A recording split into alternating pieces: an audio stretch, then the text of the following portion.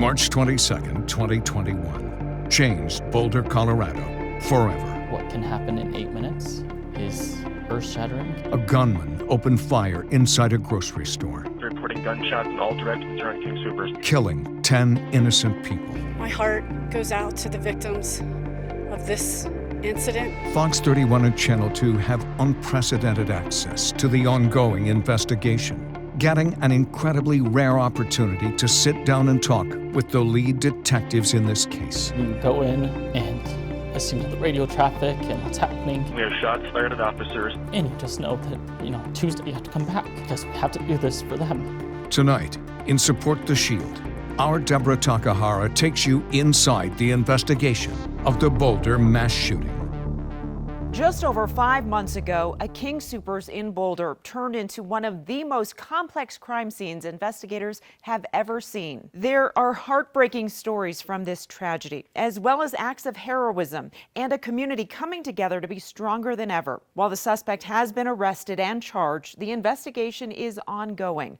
I was invited to sit down with the 4 lead detectives for an exclusive interview. We do want to be upfront. There is still a lot these detectives cannot talk about to protect the case for prosecutors, but they did want to open up and share some insights about what's going on behind the scenes. County 10 reported a possible active shooter at King Soopers. The back part of the store has not been cleared, and it's reported an automatic rifle being used. From the very beginning, this was a team effort. We have a county going to enter 1. I've got them linked up with Denver squad. They're pushing in now. So we got called in on Monday, and the first thing I remember is getting there and everyone showed up.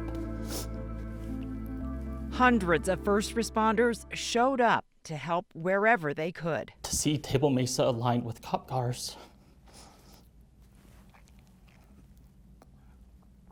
because everyone wants to help, was a lot.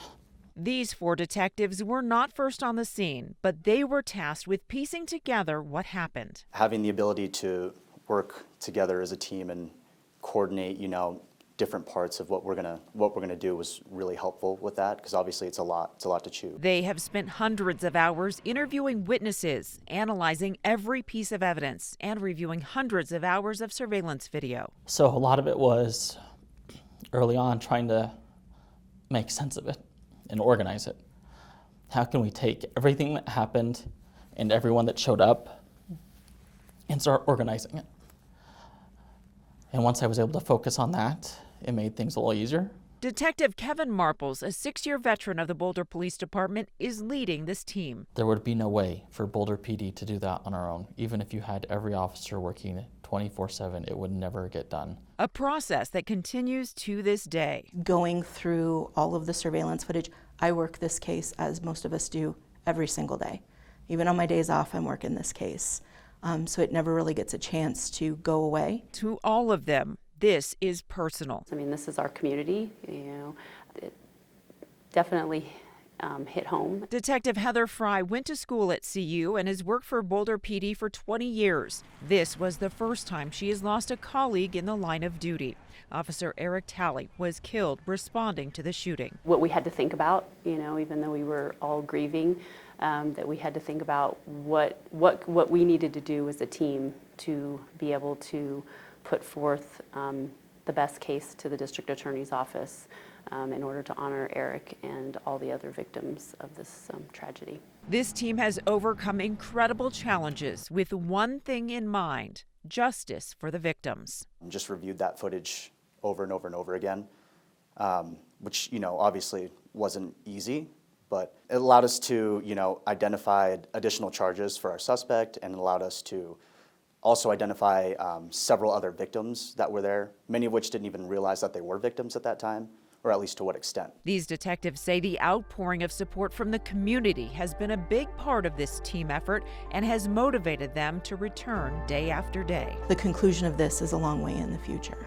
So it's helpful for them to support us. And we are part of the community. This impacted all of us, not just in this room, but in this building. And so we're hurting with them, and we will heal with them. These detectives spent 8 to 9 days just reviewing the video evidence in this case, which led to 115 charges filed against the suspect, including 10 counts of murder and 26 counts of attempted murder. Boulder Police Chief Maris Harold says she's extremely proud of the 4 detectives and every member of the police department for their tireless work on the investigation. We sat down with the chief for a one-on-one interview where she expressed her deep appreciation for the outpouring of support from the community. This is the first opportunity that I think that I've had to focus in on how important the community's support since March 22nd has been to me, the police department, all of the victims at King Soopers. I have never in my 29 years of policing, and I have seen a lot of bad things in my career and a lot of critical incidents in my career. I have never seen such an outpouring of support by the community. And when I say community, I am talking Boulder, the region, Denver, across this country and internationally. I stopped counting after about 1,000 letters, and that was just to the chief's office. It's just a handwritten letter that says, "Dear Chief Harold, sending my sincere condolences to you, your officers, and the entire Boulder community for the loss of Officer Talley and all of you lost lives in the recent tragic event. My heart is breaking with you all, and I will be praying for your continued strength, resilience, and healing. May hope and peace be with you all. Sincerely," and this is what's so touching, and I think that it's so important for us to look at it like this. Sincerely, a fellow human from the East Coast. It just made me think that that's the way we should be looking at life, is we are all humans.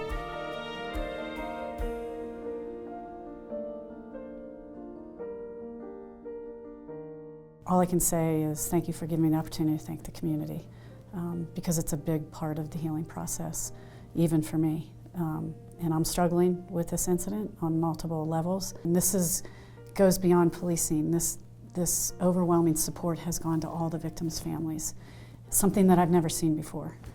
And so for that, thank you very much to the community.